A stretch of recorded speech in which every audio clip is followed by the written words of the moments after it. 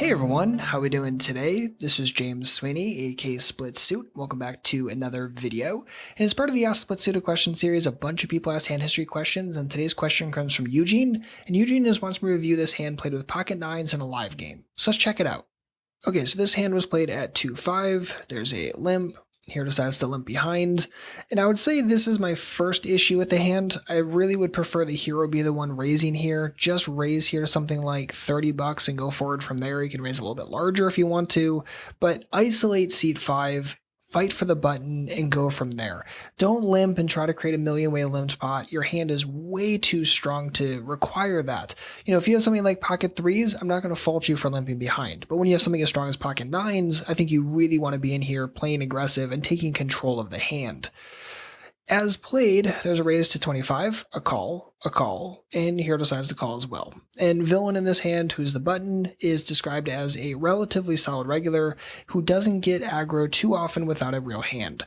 Eugene says, I think his raising range is pretty strong, and here we go. So the flop comes down 9-6-4, check, check. Here decides to donk bet. And just a reminder, a donk bet, yes, it has kind of a derogatory term to it, but it actually just simply means betting into the previous street aggressor. So villain was the aggressor preflop, we're leading into them on the flop, so we are donk betting. That's all it means.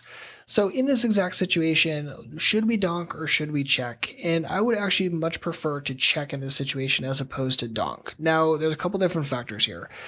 I would like donking better if you thought that villain had a ton of like double Broadway things in his range, or things like pocket deuces, things that are not likely to c-bet. So if you think that he's not going to c-bet a very large chunk of the time, okay, donk betting makes sense because you don't just want to let this flop get checked through for no reason.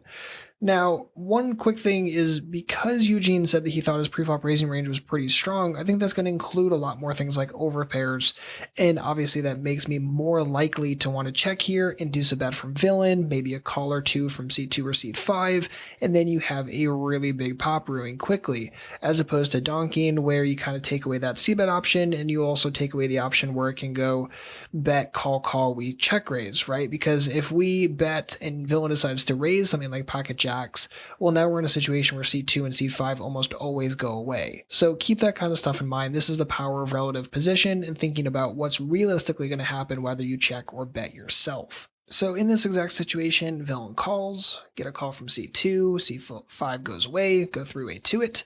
Jack on the turn, and Eugene said when the jack hit the turn, he immediately looked up at me in observation, which made me think that the jack hit him.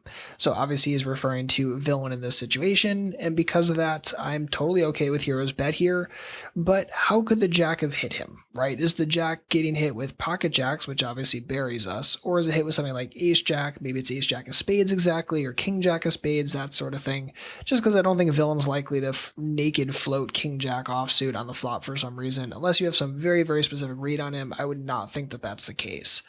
So yes, the jack could hit him in a bunch of different ways, but by the same token, I wouldn't panic about it too much unless you were just dead set on that read, like you've seen it happen before, you have confirmation that when he starts getting really, really observative that it means he hit in some way. He could just as likely have something like 10s where he now hates the jack, right? Or queens where he's now just a little bit curious about what's going on here.